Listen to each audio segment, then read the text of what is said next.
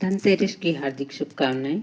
पूजन याचमन करने के बाद लास्ट में क्षमा याचना जरूर करना चाहिए। कोई भी पूजा करने के लिए ये क्षमा याचना जरूर करिए। आवाहनम ना जानम ना जनम विसर्जनम पूजा कर्म ना जानम क्षम्यताम परमेश्वर।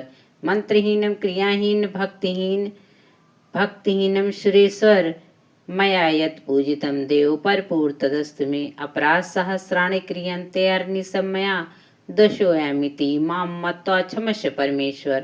विधेहि देव कल्याण विधेहि विपुलात् श्रियं रूह देहि जयं देहि यशो देहि दिशो दे जाहि।